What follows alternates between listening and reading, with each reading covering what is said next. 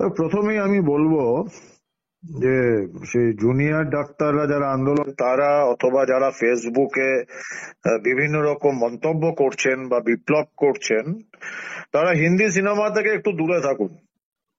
ওই বিখ্যাত হিন্দি সিনেমা দামিনীর যে সানি দেওলের ডায়লগ ছিল তারিখ পে তারিখ, ওটা সিনেমার ডায়লগ, বাস্তব জীবন সম্পূর্ণ আলাদা। সমস্যা হচ্ছে যে অধিকাংশ মানুষ, 99% মানুষ, তারা একটা বিচার পদ্ধতি বা প্রক্রিয়া সম্পর্কে তাদের কোনো আইডিয়া নেই, কোনো সম্যক ধারণা নেই। তার জন্য আজকে তোমাদের এই চ্যানেলের মাধ্যমে আমি একটু লোককে বোঝাতে চাইছি যে সমস্যাটা কোথায় বা পদ্ধতিটা কি।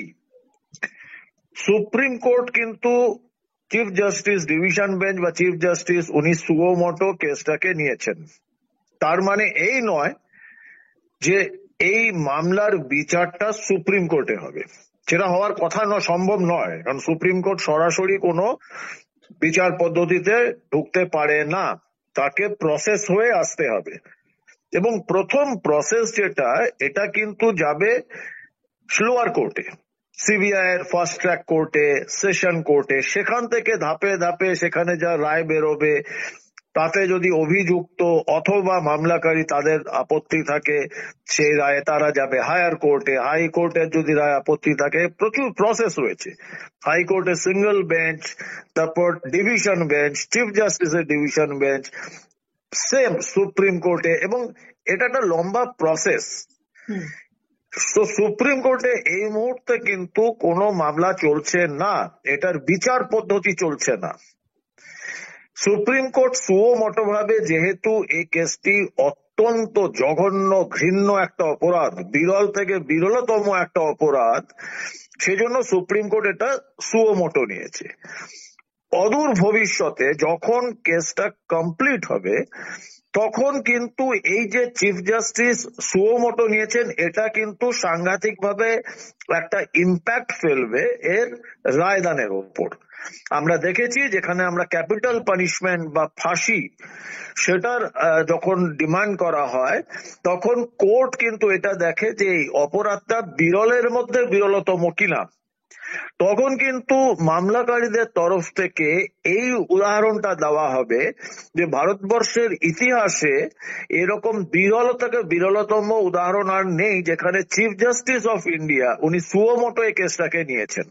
কারণ এটা শুধু অভয়া নয়, সামগ্রিকভাবে নারী জাতি এবং ডাক্তারদের সুরক্ষার একটা প্রশ্ন, এবং এটা বিরলতম বিরল কেস।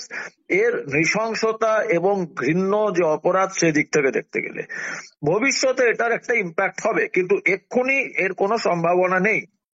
কারণ কেউ যদি মনে করে থাকেন যে সুপ্রিম কোর্টে 2টো বা 3টে হিয়ারিং এই জাজমেন্ট পাস হবে, তারা সম্ভবত এই ব্যাপারটা সম্পর্কে একদমই তাদের কোনো ধারণা নেই। যে এই যে ধারণা এখন যেটা চলছে, সেটা কিন্তু এটাকে বলা হয় কোর্ট মনিটরড ইনভেস্টিগেশন। মহামান্য সর্বোচ্চ আদালত স্বতঃপ্রণোদিতভাবে সুও মটো এই কেসটাকে মনিটর করছেন, এবং মনিটর চলছে বলেই সিবিআই কে তারা স্ট্যাটাস রিপোর্ট জমা দিতে বলেছেন। অর্থাৎ তদন্তের কি গতি প্রকৃতি, কি অগ্রগতি, ঠিক রাস্তায় যাচ্ছে কিনা সেটা মহামান্য আদালতকে দেবেন। যার জন্য সিবিআই কিন্তু কনফিডেন্সিয়াল, হাইলি কনফিডেন্সিয়াল এবং সিলড এনভেলপে এটা রিপোর্টটা পেশ করছেন। আর এই রিপোর্টটা দেখার অধিকার কিন্তু শুধুমাত্র ডিভিশন বেঞ্চের মহামান্য প্রধান বিচারপতি এবং বাকি দুজন যে মহামান্য বিচারপতি রয়েছেন, জাস্টিস পার্দিওয়ালা এবং জাস্টিস মনোজ মিশ্রা, এরা ছাড়া, 3জন ছাড়া কেউ দেখবে না। এমনকি ডিফেন্স, কারণ এই মুহূর্তে ডিফেন্স কেউ নেই। যদি সেরকম ভাবে তুমি দেখবে যে হাইকোর্টে, সুপ্রিম কোর্টে যারা স্ট্রিমিং দেখেছেন, এখানে ডিফেন্স কেউ নেই। রাজ্য সরকারের উকিল কপিল সিব্বল এবং তার যে টিম রয়েছে 21 জন, তারা তাদের কার্যকলাপ নিয়ে আমরা পরে আলোচনায় আসব, কিন্তু এই মুহূর্তে তারা কিন্তু ডিফেন্স নন, তারা অভিযুক্তকে সাপোর্ট করা বা তাকে ডিফেন্ড করার জন্য নেই। এখানে দুটো দলই চাইছে রাজ্য সরকারের যে দলটি তারা কতটা কি চাইছে সেটা আমরা বিশ্লেষণ করব, কিন্তু তার এগেনস্টে যে সরকার রয়েছে এবং পরিবারের পক্ষ থেকে যে আইনজীবীরা রয়েছেন, যেমন সলিসিটর জেনারেল রয়েছেন, ফিরোজ এডুলজি রয়েছেন, বিকাশ বাবু রয়েছেন, সব্যসাচী রয়েছেন, এরা কিন্তু কৌস্তব বাগচি, এরা কিন্তু এই পরিবার বা বিভিন্ন অ্যাসোসিয়েশনের তরফ থেকে এসেছেন। তো এরা কিন্তু ন্যায় বিচার পদ্ধতি অনুযায়ী কোন রকম রিপোর্ট, কোন সাবমিশন, কোন এভিডেন্স, কোনো কিছু যদি কোর্টে সাবমিট করে ইনভেস্টিগেটিং এজেন্সি, তখন তারা কিন্তু সেগুলো দেখবার হকদার। কিন্তু এখানে স্ট্যাটাস রিপোর্টটা কিন্তু কেউ দেখার অধিকার নেই, সেটা শুধুমাত্র যদি কোর্ট মনিটরড হয় তখন কোর্টের মহামান্য বিচারপতি যারা এই জিনিসটাকে ডিল করছেন তারাই দেখবার অধিকারী। এই যে যারা দেখছেন, যে এইটা প্রথম ফেজে ওনারা দেখার পরে ওনারা আবার 7 দিন টাইম দিয়েছেন সিবিআই কে, কারণ সিবিআই নিশ্চিতভাবে অগ্রগতি রিপোর্ট দিয়েছে, ফাইনাল রিপোর্ট নয়। ফাইনাল রিপোর্টটা চার্জশিট হয়ে যাবে এবং সেটা কিন্তু সুপ্রিম কোর্টে যাবে না, সেটা সেই সিবিআই স্পেশাল কোর্ট কলকাতাতে বা সেশন কোর্টে সেখানে জমা হবে। এখন স্ট্যাটাস রিপোর্টটা পাচ্ছে। এই স্ট্যাটাস রিপোর্টে আদালত কি করে, তদন্তের গতি প্রকৃতি, তদন্তের আওতায় কি কি থাকতে পারে, সেই তদন্তের আওতায় কোনো ব্যক্তি বা কোনো সংস্থাকে যদি নিতে হয় সিবিআই কে, সেখানে বাধার সম্মুখীন হলে সেই বাধা দূর করার দায়িত্ব কিন্তু সুপ্রিম কোর্টের মহামান্য চিফ জাস্টিসের ডিভিশন বেঞ্চ, এবং সেটা তারা নজর রাখবে যে ঠিকঠাক এটা এগোচ্ছে কিনা। এটা কিন্তু চার্জশিট জমা দেওয়ার আগেকার ফেজ। এই ফেজে এই জায়গাতে কিন্তু সুপ্রিম কোর্টের বা কোনো কোর্টের কারোর কোনো অধিকার নেই ইন্টারফেয়ার করার। এই যে ফেজটাতে, এটাতে কিন্তু চিফ জাস্টিসের যে ডিভিশন বেঞ্চ তারা কিছু অবজারভেশন বা অবজারভেশন ওরিয়েন্টেড অর্ডার দিতে পারেন, যেটা তোমরা দিয়েছেন। এখানে রায় বিচার এগুলো ব্যাপারটা আসছে না। আমরা দেখেছি প্রথম দিনে উনি ন্যাশনাল টাস্ক ফোর্স, এটা একটা অবজারভেশন, এবং অবজারভেশন হিসাবে একটা ওরিয়েন্টেড একটা অর্ডার দিয়েছেন যে ইমিডিয়েট ন্যাশনাল টাস্ক ফোর্স করতে হবে সামগ্রিকভাবে সমস্যা সমাধানের জন্য, ভবিষ্যতের দিকে নজর রেখে, তাতে কারা কারা থাকবে, কি কি তাদের স্কোপ হবে, এগুলো সমস্ত একটা গাইডলাইন তৈরি করে দিয়েছেন, যেখানে ইউনিয়ন হোম সেক্রেটারিকেও ইনভলভ করা হয়েছে, হেলথ সেক্রেটারিকে ইনভলভ করা হয়েছে। কারেক্ট? নাও এবার যেটা সেটা হচ্ছে যে আমরা কি চাইছি, ফেসবুক হোক, সাধারণ মানুষ হোক, আন্দোলনকারীরা, প্রতিবাদকারীরা, আমরা চাইছি একটা কনভিকশন হোক, যে প্রকৃত অপরাধী তাকে খুঁজে বার করা হোক, তাকে শাস্তি দেওয়া হোক।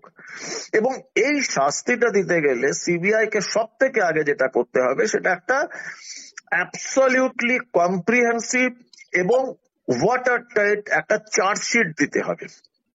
এবং একটা কথা আমাদের মনে রাখতেই হবে সাধারণ মানুষকে,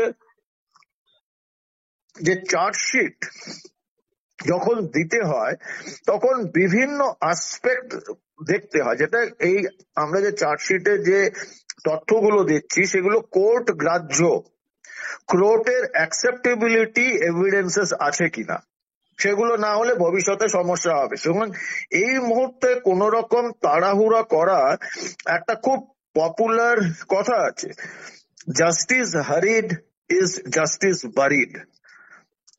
তাড়াহুড়া করলে কিন্তু এই বিচার পদ্ধতিটা ভবিষ্যতে কিন্তু, কারণ যাই রায় হবে, যেখানে রায় হবে সেটা চ্যালেঞ্জ হবে, সেটা ভবিষ্যতে সমস্যা হবে। এবং এগুলোর অনেক প্রসেস রয়েছে, এই প্রসেসগুলো যখন কমপ্লিট করবে সিবিআই তখন তারা নির্দিষ্ট আদালতে চার্জশিট ফাইল করবেন। চার্জশিট ফাইলের পরে এভিডেন্সেস আসবে এবং এভিডেন্সের ভিত্তিতে তখন ডিফেন্স তারাও কিন্তু আর্গুমেন্টে যাবে। এবং এই দু দলেরই, ডিফেন্স এবং কমপ্লেনেন্ট বা ডিপোনেন্ট, তাদের আর্গুমেন্ট এটা যখন শেষ হবে তারপরে আসবে ভার্ডিক্ট বা রায়দানের প্রক্রিয়াটা। তো এটা একটা লম্বা প্রসেস। এই লম্বা প্রসেসটা মানুষ কি চাইছে, ফেসবুকে কি লেখা হচ্ছে, সংবাদ মাধ্যমে কি লেখা হচ্ছে, বা ভিকটিমের পরিবার কি চাইছে, তুমি আমি কি চাইছে, তার সঙ্গে কোনো সম্পর্ক নেই। এটা একটা প্রসেস এবং সেই প্রসেসটাকে ফলো করতে হবে। সেটা যদি না ফলো করা হয়, প্রথমত এটা ফলো হবেই, হুম কারণ বিচার ব্যবস্থা আমাদের কথায় বা সংবাদ মাধ্যমের কথায় কোনোভাবে ইনফ্লুয়েন্স হয় না এবং ইনফ্লুয়েন্স হওয়াটা উচিত নয়। তো আশা করি তোমার এই ব্যাপারটা তোমাদের দর্শকরা শ্রোতারা তারাও বুঝতে পারবেন যে সমস্যাটা সুপ্রিম কোর্টের নয়, সমস্যাটা বিচার পদ্ধতি, এবং এটা সমস্যাও বলবো না, এটাই কিন্তু বিচার ব্যবস্থার নিয়ম। আর এই নিয়মটাকে ফলো করতেই হবে, হুম আমাদের ভবিষ্যতের দিকে তাকিয়ে থাকতে হবে এবং এই লড়াইটা চালিয়ে যেতে হবে। হুম এই লড়াই যেটা প্রতিবাদ আন্দোলন, তার সঙ্গে সুপ্রিম কোর্টের বা বিচার পদ্ধতির কোনো সমস্যা নেই, কোনো এর যোগাযোগও নেই। হুম সিবিআই কে তাদের মতো কাজ করতে দেওয়া হোক, ভবিষ্যৎ বলবে যে কেস কতদূর কি যাচ্ছে, ন্যায় বিচার হবে কি হবে না। হুম না, কিন্তু অনন্যা, সুপ্রিম কোর্টে যেটা আমরা মঙ্গলবার দিন আমরা সুপ্রিম কোর্টের যে রায়টা দেখলাম, সেটা নিয়ে কিন্তু সাধারণ মানুষের মধ্যে এই জন্য অসন্তোষ তৈরি হলো যে সুপ্রিম কোর্টের নির্দেশ মতো মঙ্গলবার বিকেল 5টার মধ্যে জুনিয়র ডাক্তারদের কাজে যোগ দেওয়ার কথা বলা হয়েছে, নির্দেশ দেওয়া হয়েছে, এবং এটাও বলা হয়েছে যে যদি তারা এই নির্দেশ অমান্য করেন সেক্ষেত্রে রাজ্য সরকার কোনো পদক্ষেপ নিতে চাইলে সুপ্রিম কোর্ট কোনো কিছু করবে না, সেক্ষেত্রে কোনো রকম স্টেপ নেবে না। এবং সুপ্রিম কোর্টের সেই নির্দেশকে রীতিমতো চ্যালেঞ্জ ছুড়ে জুনিয়র ডাক্তাররা উল্টো আরো 5 দফা দাবি চাপিয়ে দিয়েছে সরকারের ওপর, এবং সেই দাবিতে ইন্ডিয়ান মেডিকেল অ্যাসোসিয়েশনের সম্মতি রয়েছে। এটা তো একটা রীতিমতো যুদ্ধ ঘোষণা হয়ে গেল।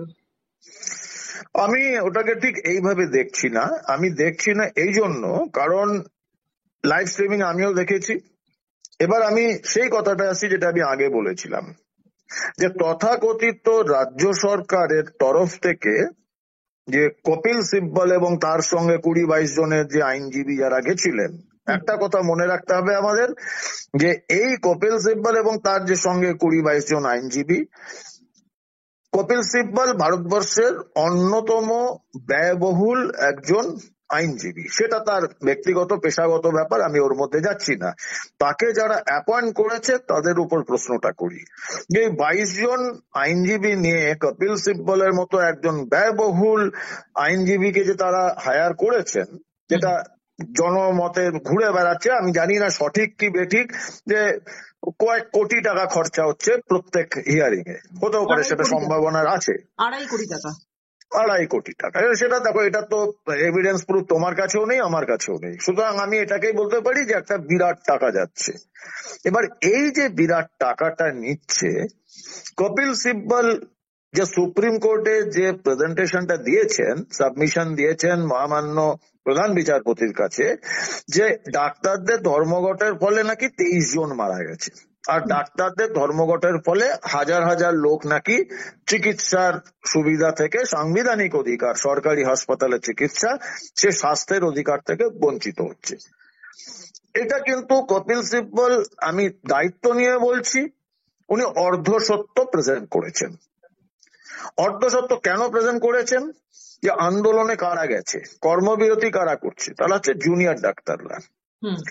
সরকারি মেডিকেল কলেজ ছাড়া বাংলায় বা ভারতবর্ষের কোথাওই কোন অন্য সাধারণ হাসপাতালে কিন্তু জুনিয়র ডাক্তার বা ইন্টার্ন, হাউস স্টাফ এগুলোর কোনো অস্তিত্ব নেই, কারণ শুধু মেডিকেল কলেজের সঙ্গে এর যোগাযোগ। বাংলায় সরকারি বেসরকারি হাসপাতাল মিলিয়ে ধরো 3000 হাসপাতাল রয়েছে, 2500, 3000, 3500 হোয়াট এভার।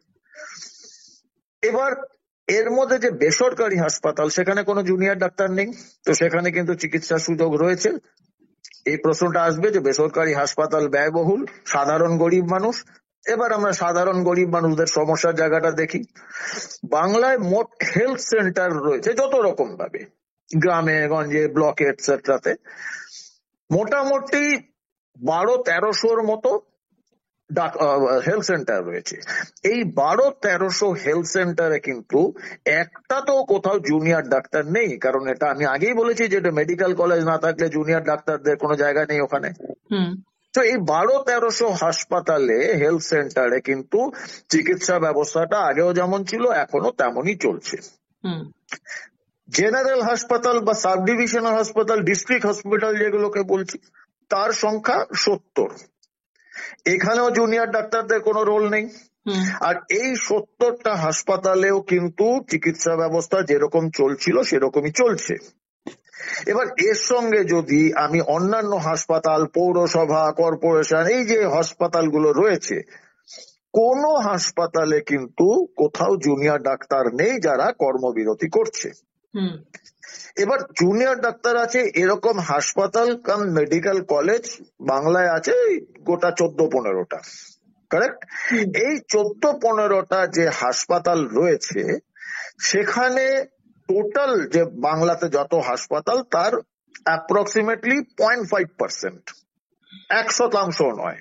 হুম এই 0.5% জায়গাতে কিন্তু জুনিয়র ডাক্তাররা ধর্মঘটে গেছে, কিন্তু সেখানেও কিন্তু আমরা দেখছি, সংবাদ মাধ্যমে আসছে, মানুষের কাছে শুনছি, সেখানে তাদের সিনিয়র ডাক্তার অধ্যাপক তারা যারা জুনিয়র ডাক্তারদের দাবি বা আন্দোলনের সঙ্গে সহমর্মিতা পেশ রাখছেন, তারা কিন্তু অ্যাডিশনাল কাজ করছেন, এক্সট্রা কাজ করছেন।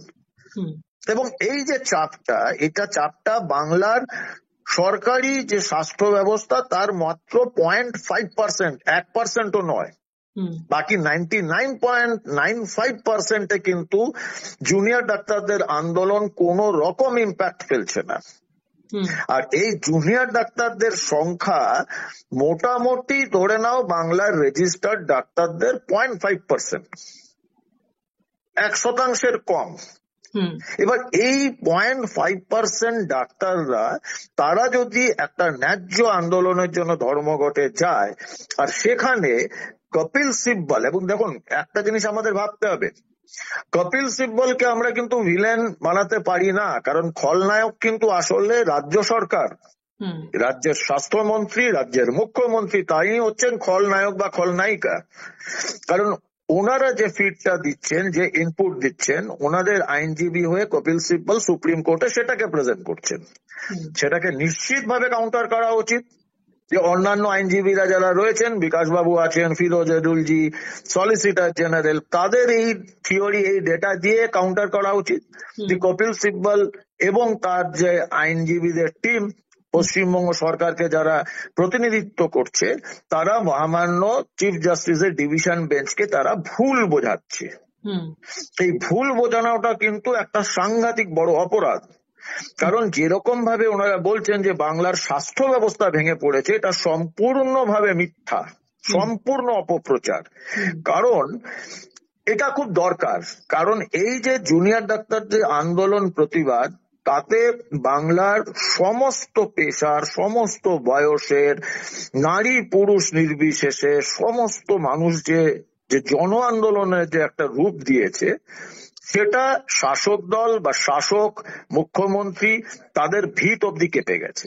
হুম সেটা যাতে না হয়, সেটার যাতে কারণ আন্দোলনের একটা অভিমুখ তৈরি করে দিতে হয়, হুম আর এই আন্দোলনের অভিমুখটা তৈরি করছেন জুনিয়র ডাক্তাররা, সেটা যাতে নষ্ট করা যায় তার জন্যই কপিল সিব্বলের মতো এত ব্যয়বহুল কোটি কোটি টাকার খরচা করে, মানুষের করদাতাদের টাকা খরচা করে তাদের পাঠানো হচ্ছে মহামান্য সুপ্রিম কোর্টকে এই ভুল তথ্য পেশ করে, যে এদের জন্য, এদের আন্দোলনের জন্য সবকিছু নষ্ট হচ্ছে, স্বাস্থ্য ব্যবস্থা ভেঙে পড়েছে, এবার এই আন্দোলনটাকে আপনাকে বন্ধ করতে হবে। হুম আহ, এটা সম্পূর্ণভাবে একটা মিসকনসেপশন, রংলি প্রেজেন্টেড ফ্যাক্টস। হুম এটা আমি নিশ্চিত পরের হিয়ারিং এ ডেফিনেটলি বিকাশ বাবুরা এটা কাউন্টার করবেন। কিন্তু যেটা নিয়ে সমস্যা তৈরি হচ্ছে দীপাঞ্জন দা, যে উনি যখন এই তথ্যগুলো দিচ্ছেন যেটা অর্ধসত্য বলে আপনি বললেন, সেটা নিয়ে কিন্তু মানে আমাদের এই যে আপনি যে সমস্ত যারা সরকারি উকিল তাদের কথা যাদের বলছেন, যে ফিরোজের উলজিবা, এরা কেউ কাউন্টার করলেন না। কিন্তু তার চাইতেও বড় যেটা সমস্যা সেটা হলো যে যে বিষয়টা নিয়ে মানে মূলত অভয়া বা তিলোত্তমা যাই বলি, তার খুন এবং নারকীয় যে ঘটনা ঘটেছে ধর্ষণের মতো, এই বিষয়টা হচ্ছে আসল মামলার বিষয়। সেখানে যে মানে যেগুলো মূল তথ্য সেগুলো নিয়ে যখন প্রশ্ন করা হচ্ছে, সেটা নিয়ে কিন্তু তিনি কোনো উত্তর দিতে পারছেন না। কারণ একাধিক স্থানে মানে ধর্ষণ এবং হত্যা তদন্তের একাধিক স্থানে অসঙ্গতির বিষয়ে সদুত্তর দিতে পারছেন না রাজ্যের প্রধান আইনজীবী কপিল সিব্বল। সে বিষয়ে সুপ্রিম কোর্টের কেন নজর যাচ্ছে না? দেখো আমি একটা কথা বলি, প্রথমত সুপ্রিম কোর্ট, তাও মহামান্য প্রধান বিচারপতির ডিভিশন বেঞ্চ, ভারতবর্ষের ন্যায় বিচার ব্যবস্থার সর্বোচ্চ স্থান। হুম তাদের কোন দিকে নজর দেওয়া উচিত বা দেওয়া উচিত নয় সেটা বলার ধৃষ্টতা বা যোগ্যতা আমার নেই, আমি সেটা করব না। হুম কিন্তু এটা ভুলে গেলে চলবে না, এই যে প্রত্যেক দিনের যে হিয়ারিং হচ্ছে হুম এটাও কিন্তু মানুষকে মাথায় রাখতে হবে। প্রত্যেক দিনের হিয়ারিং এর মিনিট টু মিনিট হুম সেগুলো কিন্তু নোটিফাইড হয়ে যাচ্ছে, সেগুলো ডকুমেন্টেড হচ্ছে। হুম এখনো কিন্তু আর্গুমেন্ট, যেটা আমি বলেছি যে আর্গুমেন্ট, বাদ বিবাদ প্রতিবাদ, সেখানে কিন্তু স্টেজে আমরা পৌঁছাইনি। হুম সেখানে যখন যাবে তখন আমি নিশ্চিতভাবে অভিযোগকারী বা অভিযোগকারিণী বা বিভিন্ন সংগঠনের যে আইনজীবীরা রয়েছেন, বিকাশ বাবুর থেকে শুরু করে ফিরোজ এডুলজি থেকে সলিসিটর জেনারেল, সবাই কিন্তু এই প্রত্যেক দিনের হিয়ারিং এর বেসিসে তারা কিন্তু এই আর্গুমেন্টটা করবেন যে অমুক দিনে 5 তারিখে এই করা হয়েছিল রাজ্য সরকারের প্রতিনিধিকে কপিল সিব্বল, তাকে এই প্রশ্ন করা হয়েছিল, তার কাছে জবাব ছিল না। অমুক তারিখে তাকে জিজ্ঞাসা করা হয়েছিল যে চালান কোথায়, উনি চালান জমা দিতে পারেননি এবং কোনো সুস্পষ্ট উত্তর দিতে পারেননি। প্রথম দিনের হিয়ারিং এ মহামান্য প্রধান বিচারপতি বলেছিলেন যে আপনারা নিশ্চিত করবেন পরের দিন যেন কোনো দায়িত্বশীল পুলিশ অফিসার আসতে পারে যাকে আমি প্রশ্ন করব। গতদিনে তিনি হাজির ছিলেন না। হুম এবং ঘটনাচক্রে টালা থানার ওসি যেই দৌড়ে দৌড়িয়ে বেরিয়েছে, 6টা হাসপাতালে গেছে, সেখান থেকে রিজেক্ট হয়েছে, 7 নম্বরে ভর্তি হয়েছে, সবগুলো কিন্তু ডকুমেন্টেড। হুম এই প্রশ্নগুলো কিন্তু ভবিষ্যতে যখন চার্জশিট দেওয়ার পর আর্গুমেন্ট হবে তখন কিন্তু এই অভিযোগকারী বা অভিযোগকারিনীর যে আইনজীবীরা তারা কিন্তু ছিঁড়ে খাবে হুম পশ্চিমবঙ্গ সরকারকে, এবং তখন এই কপিল সিব্বল কিন্তু জবাব দিতে পারবেন না। হুম এখন যেগুলো করছে এটা ভুল করছে আতঙ্কে দিশাহারা হয়ে, এবং এই ভুলগুলো করতে দেওয়া ভালো, কারণ যা যা বলছেন প্রতিটা শব্দ কিন্তু ডকুমেন্টেড হচ্ছে এবং রেকর্ডেড হয়ে যাচ্ছে। হুম ভবিষ্যতে এগুলো তুলবে কিন্তু হুম এই অভিযোগকারী আইনজীবীরা, বিকাশবাবুরা তুলবেন। হুম তখন কিন্তু পশ্চিমবঙ্গ সরকারের যে ইন্টেনশন, কি চেয়েছে তারা, কি চাইছে, একজন নির্যাতিতা যাকে ডাক্তার, সেই মেয়েটি তার কর্মস্থলে কর্মরত অবস্থায় তাকে ধর্ষণ করা হলো, তাকে খুন করা হলো নৃশংসতম ভাবে, এবং সেখানে সেই দিকে ফোকাস না করে পশ্চিমবঙ্গ সরকারের যে প্রচেষ্টা যে এই আন্দোলনটাকে ভাঙতে হবে, সেটা কিন্তু তখন কোর্টে আসবে। এখন এই ব্যাপারগুলো মাননীয় প্রধান বিচারপতি বা ওনার ডিভিশন বেঞ্চ বুঝতে পারছেন, এমন নয় যে বুঝতে পারছেন না। হুম দ্বিতীয়, কোন বিচারপতি কোন আদালতে, সে মহামান্য প্রধান বিচারপতি হন আর সেশন কোর্টের বিচারপতি হন, ওনার কি পারসেপশন, উনি কি ভাবছেন বা ভাবতে চলেছেন, এগুলো কিন্তু কোন রকম ইম্প্যাক্ট ফেলে না। আসল ব্যাপার হচ্ছে তথ্য প্রমাণ। এবার এই যে কপিল সিব্বল যেরকম ভাবে হত্যাকারী, ধর্ষক বা ষড়যন্ত্র উদ্ঘাটন করতে সাহায্য না করে সময় নষ্ট করছে, ভ্যালিড ডকুমেন্ট গুলো দিতে পারছে না, মহামান্য বিচারপতি জাস্টিস পারদিওয়ালার যে কোশ্চেন ছিল, যে উত্তরটা উনি যে উক্তিটা করেছিলেন যে আমার 30 বছরের ক্যারিয়ারে আমি এই রকম ক্রোনোলজি অর্ডার, যেটা সময় পঞ্জি, যেদিন প্রথম বডি দেখার পর বডি দাহ অব্দি 24 ঘন্টার সময় পঞ্জি, তাতে এত গ্যাপস, এত গরমিল আমি আমার জীবনে, আমি 30 বছরের সার্ভিসে দেখিনি। এগুলো সব রেকর্ডেড হচ্ছে। হুম এবং তাতে কিন্তু পশ্চিমবঙ্গ সরকার, আইনজীবীদের আমি বলছি না কারণ তারা রিপ্রেজেন্ট করছে পশ্চিমবঙ্গ সরকারের যে গাইডলাইন, তারা যা চাইছে সেটা গিয়ে তারা ওখানে গিয়ে বলছেন। হুম কিন্তু পশ্চিমবঙ্গ সরকারকে এইগুলো জবাবগুলো কিন্তু ভবিষ্যতে দিতে হবে। হুম তখন ওনারা মুখ লুকিয়ে পালাতে পারবেন না এবং বলতেও পারবেন না যে না আমরা এটা বলিনি, কারণ কোর্টে কিন্তু সবকিছু রেকর্ড হচ্ছে, এভরি সিঙ্গেল থিং রেকর্ডেড হচ্ছে, যেগুলো আমরাও সবাই পাচ্ছি, তুমিও বোধহয় পেয়েছো, অনলাইনে everything is online, hmm video streaming online হচ্ছে, হুম সমস্ত রেকর্ড অনলাইন আসছে, হুম এগুলো জবাব দিতে হবে। এখন কপিল সিব্বল হোক বা যেই হোক না কেন, সে আইনজীবী, হুম আইন নন, হুম আইনের চোখে তাকে তখন এগুলো জবাব দিতে হবে, আর এই প্রশ্ন তো করবেন এবং ছিঁড়ে খাবেন অন্য আইনজীবীরা। হুম দীপাঞ্জন দা, ডাক্তারদের যে 5 দফা দাবি সেটার মধ্যে একটা ছিল স্বাস্থ্য সচিবের অপসারণ।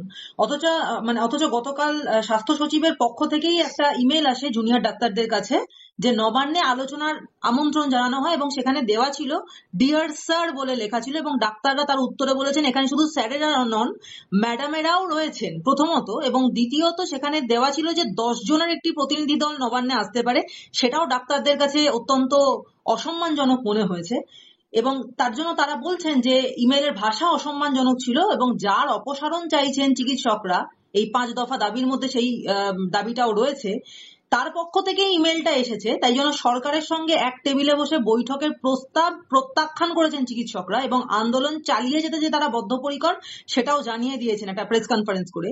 এবং অন্যদিকে দেখা গেল যে প্রায় আধ ঘন্টারও বেশি সময় অপেক্ষা করার পর নবান্ন থেকে বেরিয়ে যেতে বাধ্য হলেন মুখ্যমন্ত্রী মমতা বন্দ্যোপাধ্যায়। কি বলবেন? দেখো, প্রথমত আমি বলি, আমি জানি না মানে প্রতিবাদী ছাত্ররা, জুনিয়র ডাক্তাররা বা বাংলার সাধারণ মানুষ, সমস্ত মানুষ যারা রাস্তায় নেমেছেন, তারা কি আশা করছেন এই প্রশাসনের কাছ থেকে। যে প্রশাসনের সংবিধানের শপথ নেওয়া সর্বোচ্চ ব্যক্তি মুখ্যমন্ত্রী শেখ শাহজাহানের মতো একটা আন্তর্জাতিক মাফিয়াকে ডিফেন্ড করার জন্য বিধানসভায় দাঁড়িয়ে বলেছেন শেখ শাহজাহান ভালো মানুষ, সমাজসেবী। যে মুখ্যমন্ত্রী অনুব্রত মণ্ডল যা 2-2.5-3 বছর ধরে যে জামিন পাচ্ছে না আইনের চোখে, এতটাই সে বড় দুষ্কৃতী, প্রভাবশালী দুষ্কৃতী, তাকে তো উনি বাঘের সম্মান দিয়েছেন। এবার সেই মুখ্যমন্ত্রীর যে প্রশাসন, যে সরকার, স্বাস্থ্য সচিব তো তার আন্ডারেই চাকরি করছেন। এই স্বাস্থ্য সচিব বা ডাইরেক্টর মেডিকেল এডুকেশন, ডিএমই, তাদের বিরুদ্ধে যে হাজারো অভিযোগ, আমি বলছি না, বাংলার সর্বাধিক প্রচারিত পত্রিকা আনন্দবাজার পত্রিকাতে রোজ এসছে, একটা সিরিজ বেরিয়েছে। আমার স্যালুট সেই মহিলা সাংবাদিককে, যিনি এত ভয়ঙ্কর একটা জিনিস মানুষের সামনে প্রকাশ করেছেন। এবার প্রশ্ন হচ্ছে, উনি যেটা প্রকাশ করলেন, আপামর বাঙালি, বাংলার মানুষরা যারা যেটা পড়লো, জানলো, শিউড়ে শিউড়ে উঠছে, এটা কি স্বাস্থ্য সচিব জানতেন না? জানতেন। স্বাস্থ্য সচিব কি জানতেন না বিরূপাক্ষ অভিককে, সুশান্ত রায়কে? জানতেন।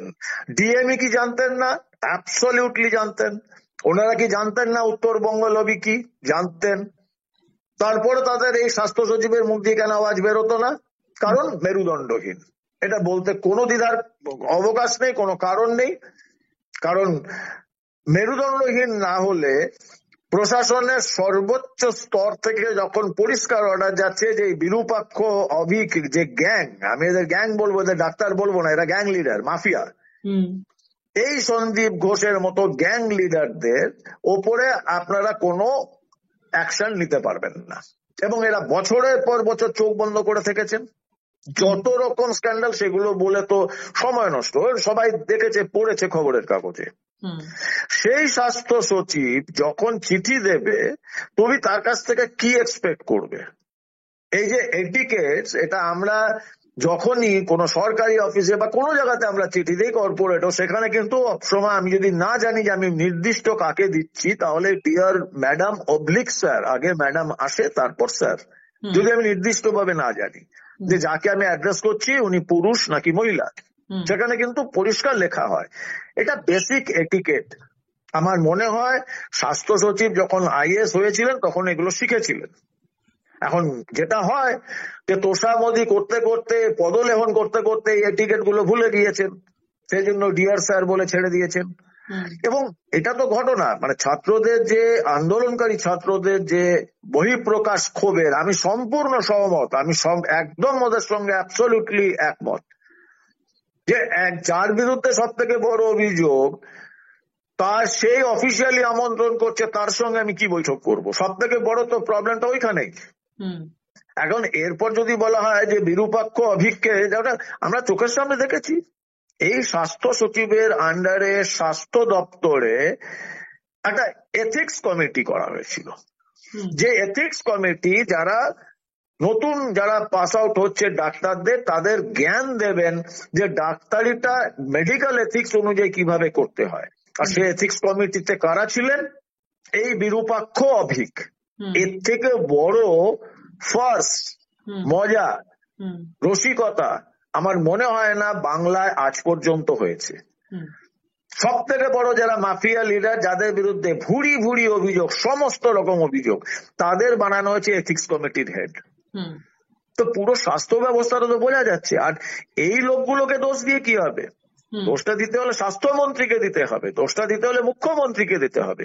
বারবার বলেছি, আবার রিপিট করছি, সম্পূর্ণ ওনার মদতে, ওনার বরাভয় পেয়ে স্বাস্থ্য দপ্তরে এই মাফিয়া রাজ তৈরি হয়েছিল, এতদিন ধরে চলেছে।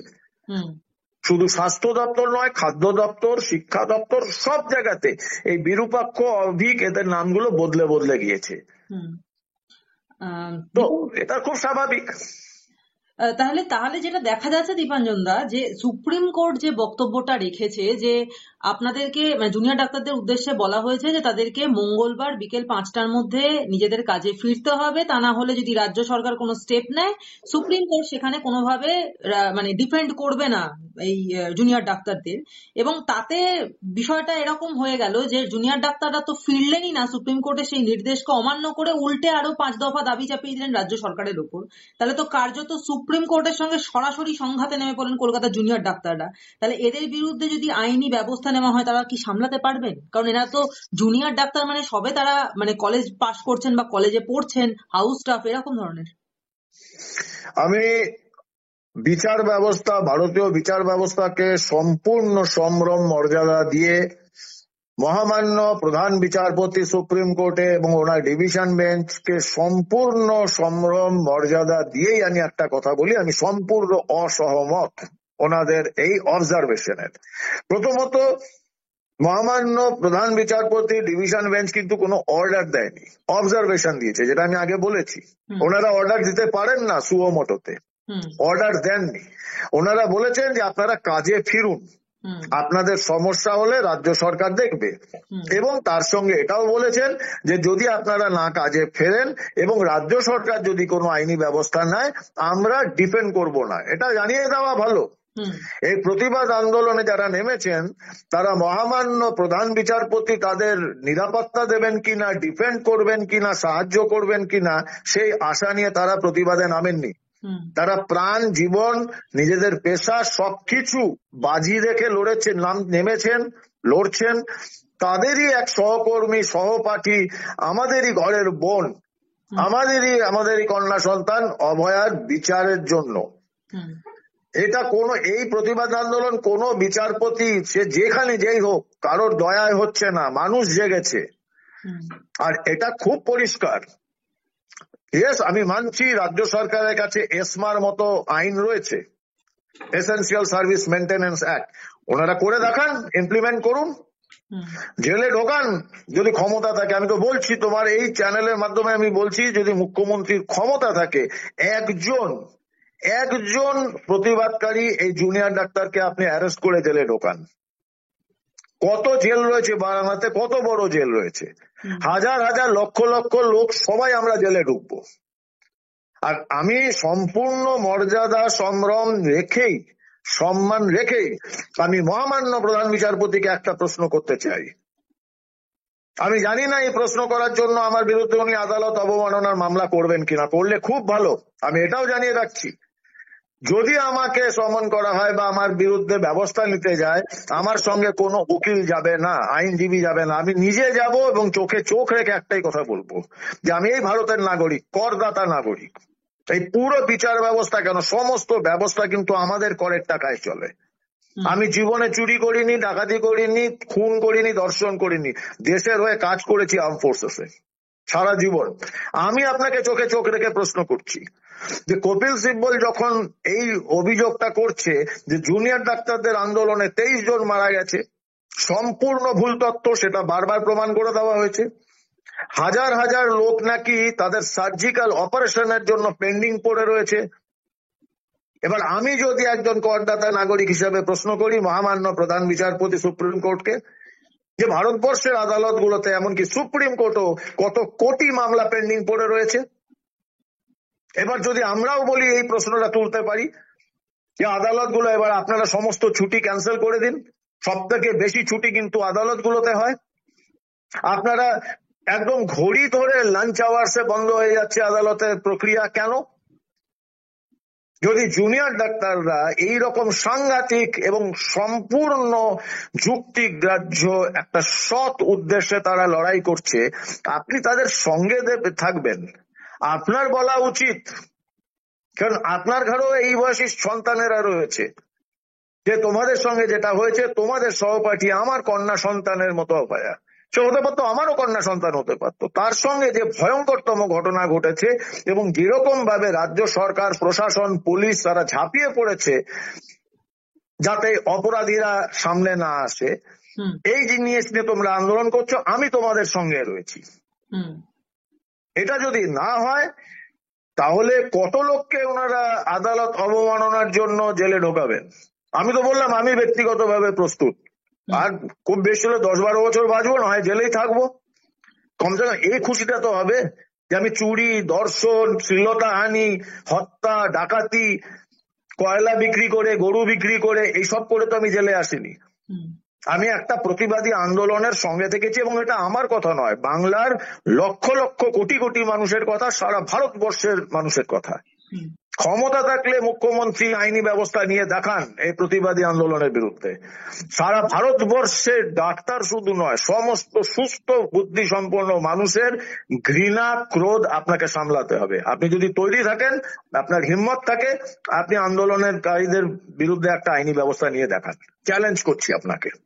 দীপাঞ্জন দা, একটা শেষ প্রশ্ন করব যে মুখ্যমন্ত্রী কালকে যখন একটা প্রেস কনফারেন্স করেছিলেন, সেই প্রেস কনফারেন্সে তিনি প্রথমত পুলিশের ভূমিকা নিয়ে উচ্ছ্বসিত প্রশংসা করেছিলেন, যেখানে প্রথম দিনের হিয়ারিং এই সুপ্রিম কোর্টের প্রথম দিনের হিয়ারিং এই কলকাতা পুলিশকে একেবারে অপদার্থ বা অকর্মণ্য দাগিয়ে দেওয়া হয়েছিল এবং পুলিশকে সরিয়ে সেখানে সিআইএসএফ এর আন্ডারে হাসপাতালে নিরাপত্তার ব্যবস্থা দেওয়া হয়েছিল। সেখানে দাঁড়িয়ে মুখ্যমন্ত্রী বলছেন যে পুলিশের কার্যকলাপে তিনি অত্যন্ত খুশি, পুলিশ প্রচন্ড পেশেন্স দেখিয়েছে, কোন রকম হাত ফাত চালায়নি, এবং বিনীত গোয়েল পদত্যাগ করবার জন্য তার কাছে এসেছিল, তিনি পদত্যাগ করতে দেননি প্রথমত।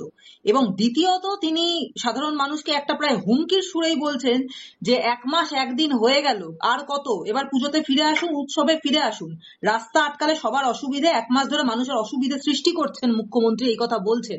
এই মুখ্যমন্ত্রী যখন মুখ্যমন্ত্রী হননি তখন তিনি তো হাজারো বার মুখ্যমন্ত্রীর পদত্যাগের দাবি করে এসছেন, মহাকারণে বৃদ্ধবাবুর পদত্যাগের দাবি করে এসছেন, তিনি রাস্তা আটকেছেন, দুর্গাপুর হাইওয়ে আটকে বসেছিলেন, সেই দিনগুলোর কথা কি তিনি ভুলে গেছেন? দেখো, তোমাদের উত্তরে আমি বলি যে এই মুখ্যমন্ত্রী পুলিশকে 3 ভাবে দেখতে পছন্দ করেন। হয় সে পুলিশ ওনার দলের, ওনার ভাইয়েদের, তথাকথিত যে ভাইয়েরা রয়েছেন সারা বাংলা জুড়ে একটা যে নতুন ভাইয়ের শ্রেণী তৈরি হয়েছেন, যেটাকে আমি বলি ওই লাল চুল, কানে দুল, মোটরসাইকেল নিয়ে যারা ঘুরে বেড়ায়, সেই গুন্ডাগুলো যখন আক্রমণ করবে পুলিশ স্টেশনে, তখন তারা পুলিশ অফিসাররা টেবিলের নিচে লুকিয়ে আত্মরক্ষা করবেন, যেটা আমরা দেখেছি। হয় এটা হবে, না হলে কালী পুজোয় ওনার বাড়িতে খালি পায়ে প্রসাদ খিচুড়ি বিতরণ করবেন, সেটাও আমরা দেখেছি।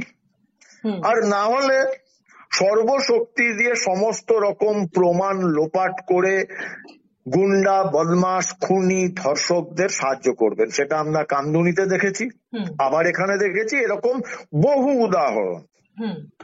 সুতরাং উনি পুলিশকে সাপোর্ট করবেন, এটাতে নতুন কিছু নয়। তবে একটা কথা বলি, আমি ইতিহাস মনে করিয়ে দিই। পৃথিবীর ইতিহাস বলছে যে সমস্ত স্বৈরাচারী শাসক তারা শুরু করে কিন্তু অত্যন্ত জনপ্রিয়তার মধ্যে দিয়ে মানুষের নেতা হিসাবে, এবং তারপর তারা কিন্তু এই পুলিশ আর্মির ভরসায় চলা শুরু করে, এবং সেখান থেকেই তাদের পতনের সূত্রপাত। মানুষ থেকে তাদের ভরসাটা হয়ে যায় তখন পুলিশ আর আর্মি।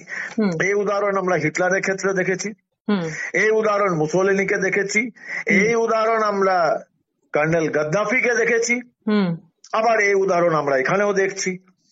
তো পুলিশকে উনি তো সাপোর্ট করবেন, পুলিশ ছাড়া তো উনি চলতেই পারবেন না। কিন্তু মানুষ, বাংলার মানুষ অন্য কিছু ভাবছে। আর যেখানে তুমি বলছো যে এই দুর্গাপুজো ফিরে আসার কথা, এই দুর্গাপুজোর সঙ্গে ওনার একটা ওতপ্রোত জড়িত রয়েছে। আমরা ভুলে যাইনি 2007 সালের 17ই অক্টোবর মহাষষ্ঠী দুর্গাপুজোর, আর সেদিন কিন্তু ওনার প্রতিবাদ শুরু হয়েছিল রিজওয়ানুর হত্যার প্রতিবাদ নিয়ে।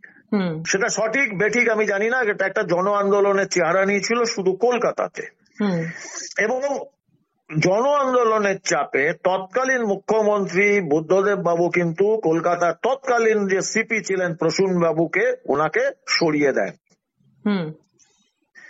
জন আন্দোলনের প্রতি সম্মান রেখে। সেটা ঠিক বেঠিক সেটার বিতর্কে যাচ্ছি না। আর উনি কি করছেন, উনি করছেন, এই মুখ্যমন্ত্রী কি করছেন যে পুলিশ কমিশনারকে শাবাশি দিয়ে যাচ্ছেন।